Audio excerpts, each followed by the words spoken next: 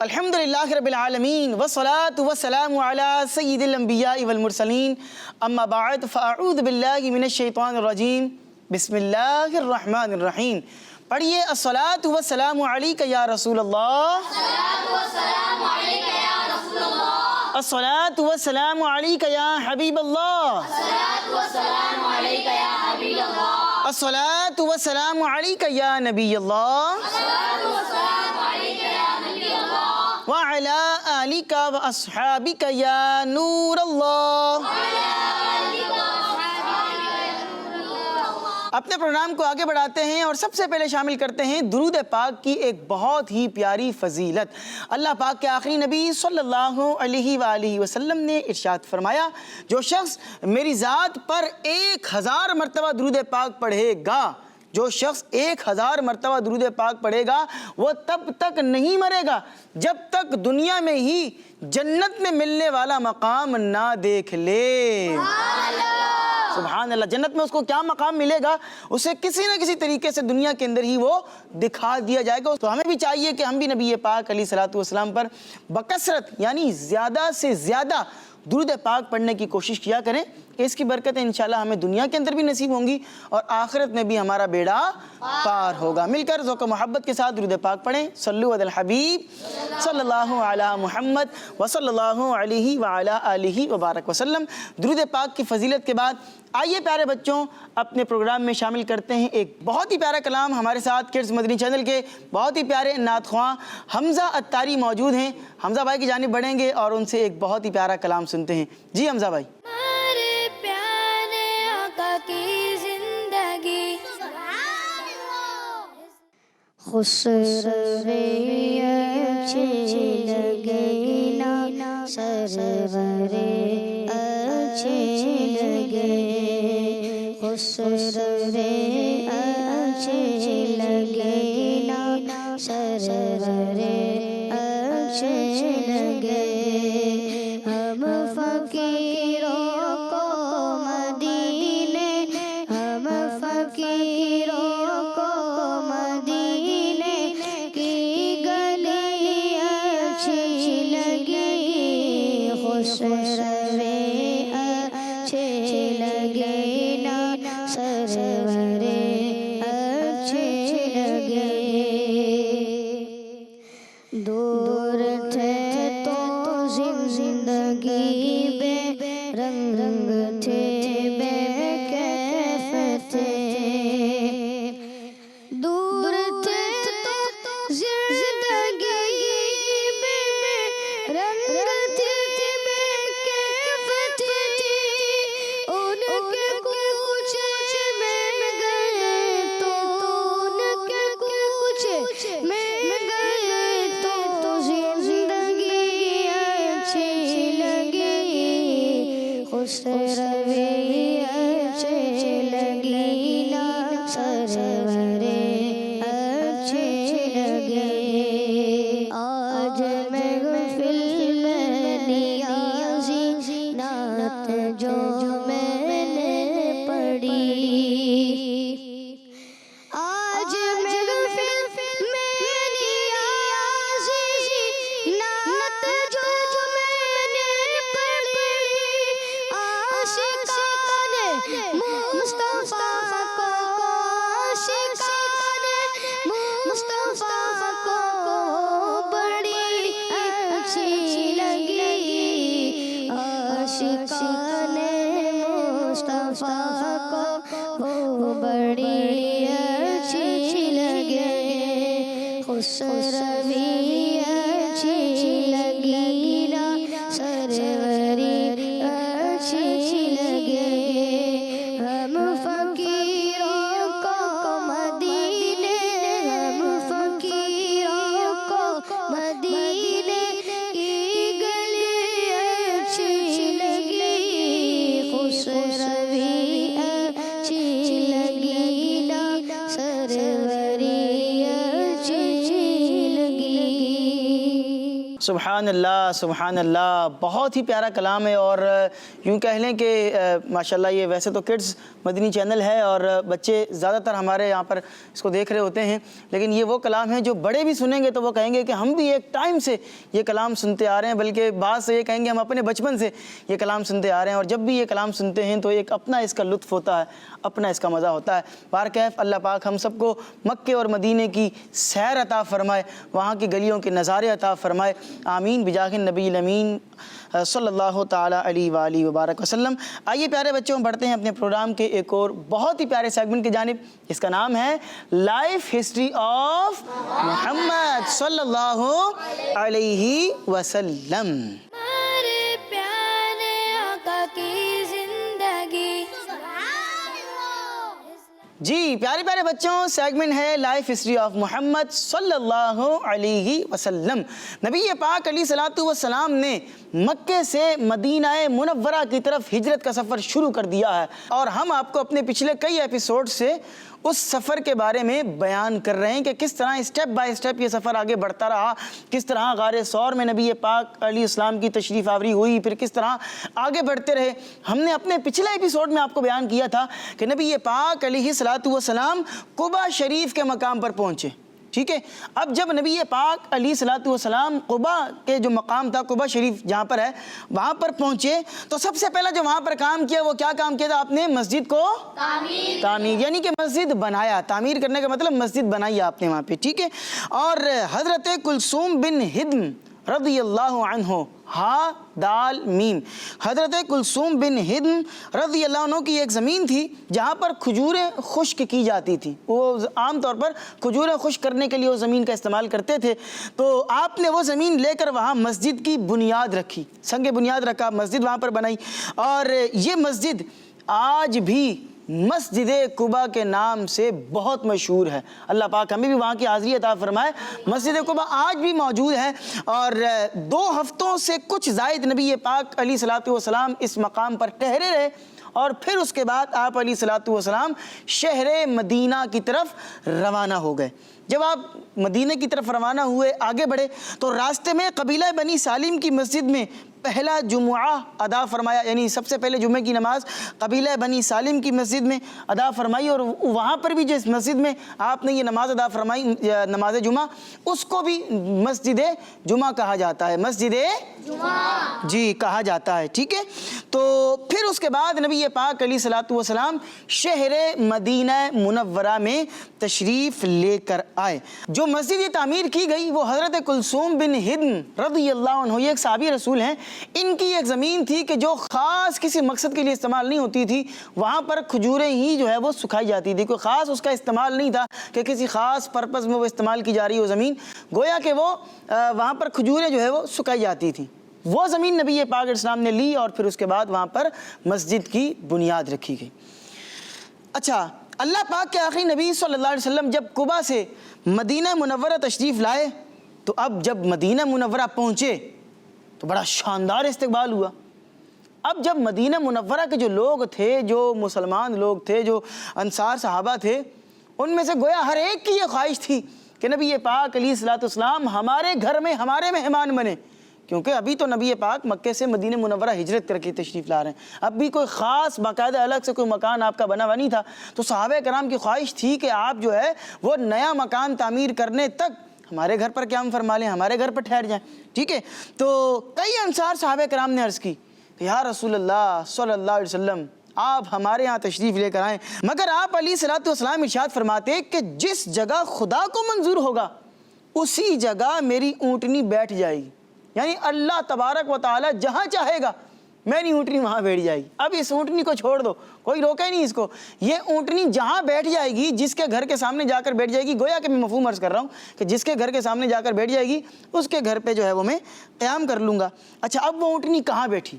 سنیے گا، وہ اونٹنی جا رہی ہے، اب ہر ایک کی تمنا ہے، جس کا گھر آ رہا ہے وہ کوشش کر رہا ہے، تمنا کر رہا ہے کہ اللہ کرے یہ اونٹنی یہاں رک جائے، میرے گھر پہ حضور مہمان بن جائے، اور مجھے میزبانی کا شرف حاصل ہو جائے، مجھے میزبان رسول ہونے کا شرف حاصل ہو جائے۔ اب وہ اونٹنی چلتی رہی، اور آج جہاں مسجد نبوی شریف موجود ہے، مسجد نبوی شریف آج جہاں پر موجود ہے، یہ سواری جو ہے وہ وہاں آ کر بیٹھ گئی، کہاں آ کر بیٹھی؟ مسجد نبوی میں جی. اور اسی کے قریب حضرت ابو ایوب انصاری رضی اللہ عنہ کا مبارک مکان تھا. حضرت ابو ایوب انصاری رضی اللہ عنہ آپ کی اجازت سے آپ کا سامان اپنے گھر لے گئے اور نبی پاک علیہ الصلوۃ والسلام نے ان کے گھر پر پھر قیام فرمایا. اچھا، اب نبی پاک علیہ السلام ان کے گھر پر جو ہے وہ کتنے ٹائم رکے؟ کتنے ٹائم تک انہوں نے نبی پاک کی میزبانی کا شرف حاصل کیا؟ تو روایتوں میں آتا ہے کہ 7 مہینوں تک ان کو نبی پاک علیہ الصلوۃ والسلام کی میزبانی کا شرف حاصل ہوتا رہا. سبحان اللہ. 7 مہینے تک نبی پاک علیہ السلام ان کے مکان کے اندر جو ہے وہ تشریف فرما رہے اور پھر جب تک جو ہے وہ مسجد نبی شریف اور اس کے آس پاس میں مکانات تیار کر لیے گئے، کمرے تیار کر لیے گئے، جس کو عام طور پر حجرے کہا جاتا ہے کہ حجرے شریف جو ہے وہ تیار ہو گئے. تو نبی پاک علیہ الصلوۃ والسلام اپنی ازواج مطہرات کے ساتھ وہاں قیام فرما ہو گئے. جب تک مکان آپ کا بنتا رہا تب تک آپ کہاں پر ٹھہرے رہے؟ کن صحابی رسول کے گھر پر؟ حضرت ابو ایوب انصاری رضی اللہ عنہ تک، اور 7 مہینے تک وہاں پر ٹھہرے. پھر اس کے بعد آپ کے اپنے جب حجرے تیار ہو گئے تو اپنی ازواج کے ساتھ آپ اپنے حجروں میں تشریف لے گئے، وہاں پر آپ نے شفٹنگ کر لی. تو یہ تھا نبی پاک علیہ الصلوۃ والسلام کا مدینہ منورہ پہنچنے کا سفر. اور بالخصوص اگر اس سیگمنٹ کی بات کی جائے تو مدینے کی باتیں ہوتی ہیں، مکے کی باتیں ہوتی ہیں، سفر مکہ سفر مدینہ کی باتیں ہوتی ہیں. کاش کہ اللہ پاک ہمیں بھی حقیقی معنوں میں ان سب بابرکت جگہوں کی زیارتیں عطا فرمائے. ابھی ہم نے سنا نا مسجد قباء، مسجد جمعہ کا ذکر سنا، مدینہ منورہ کا ذکر سنا. کاش کہ وہاں جائیں، جا کر اپنی آنکھوں سے مسجد قباء دیکھیں، وہاں نماز پڑھنا بھی نصیب ہو. مسجد جمعہ میں جائیں، وہاں پر ہمیں نفل پڑھنا نصیب ہو. اور مدینہ منورہ میں جائیں، مدینے میں گنبد خضرا کے جلوے دیکھیں، مدینے کی بہاریں لوٹیں. اللہ پاک ہم سب کو جو ہے وہ مکہ مدینے کی بعد حاضری عطا فرمائے. آمین بجاہ النبی الامین صلی اللہ علیہ وآلہ وبارک وسلم. پیارے بچوں، یہ سیگمنٹ اپنے اختتام کو پہنچا. آئیے بڑھتے ہیں اپنے پروگرام کے ایک اور بہت ہی پیارے سیگمنٹ کی جانب، جس کا نام ہے سنت کی کرنیں. جی ہمارے پیارے آقا کی زندگی. جی تو پیارے بچوں، سیگمنٹ ہے سنت کی کرنیں اور آج ہم آپ کو بیان کریں گے سونے کی سنتیں اور آداب. کس چیز کی؟ سونے کی. اب سونے سے مراد یہاں کون سا سونا ہے؟ وہ والا سونا جو ہم نیند والا سونا سوتے ہیں، وہ والا سونا نہیں جس کو گولڈ کہتے ہیں، وہ والا مراد نہیں ہے. جو آرام کرنا، نیند کرنے والا سونا ہوتا ہے نا، اس کی بات کر رہے ہیں. تو پیارے بچوں اور کڈس، مدری چینل کے ناظرین، بچہ ہو یا بڑا، مرد ہو یا عورت، ہر ایک کو نیند آتی ہے. لیکن اگر ہم سنت کے مطابق اور دعائیں وغیرہ پڑھ کر سوئیں گے تو انشاءاللہ العزیز ہمیں سوتے وقت بھی بہت سارا ثواب حاصل ہوگا. اب آپ کہیں گے کہ بھی سو رہے ہیں، سونے میں کون سی نیکی ہے؟ نیند کر رہے ہیں، آرام کر رہے ہیں، سو رہے ہیں، تو سونے کو کیسے بندہ عبادت بنا سکتا ہے؟ آئیں آپ کو ہم بیان کر رہے ہیں کہ کس طرح آپ اپنی نیند کو، سونے کو بھی عبادت میں آپ شامل کر سکتے ہیں، کس طرح آپ کا سونا بھی عبادت میں شامل ہوگا. آئیں سنیں، کچھ مینرز ہیں، کچھ سنتیں ہیں، کچھ آداب ہیں، ان کا خیال رکھیں گے تو انشاءاللہ آپ کو سوتے وقت بھی ثواب ملتا رہے گا انشاءاللہ. اب وہ کیا ہیں؟ ذرا توجہ سے سنیے گا. نمبر 1، سونے سے پہلے بسم اللہ شریف پڑھ کر بستر کو 3 دفعہ جھاڑ لیں. کتنی دفعہ جھاڑ لیں؟ کم از کم 3 دفعہ تو جھاڑ ہی لیں، ٹھیک ہے، تاکہ کوئی تکلیف دینے والا جانور یا کیڑا وغیرہ ہو تو وہ نکل جائے. نارملی کیا ہوتا ہے کہ ہمارا جو بستر ہوتا ہے وہ اسٹور میں رکھا جاتا ہے نا. جب بستر طے لگتا ہے اس کے بعد اسٹور میں رکھ دیتے ہیں. گھر کے اندر ایک کونا ہوتا ہے، وہاں رکھ کے اس کے اوپر چادر ڈال دی، یا کوئی الماری ہوتی ہے اس کے اندر وہ بستر تکیہ وغیرہ رکھ دی جاتی ہے. اب اس میں کوئی موذی چیز بھی جا سکتی ہے جو ہم نارملی گھروں کے اندر ہوتی ہیں، ٹھیک ہے، کوئی کیڑا بھی ہو سکتا ہے، کوئی چھپکلی بھی ہو سکتی ہے، کوئی بھی چیز ہو سکتی ہے. آج کل سردیوں کا موسم ہے تو لحاف ہوتا ہے، کمبل ہوتا ہے، بلینکٹس وغیرہ ہوتے ہیں.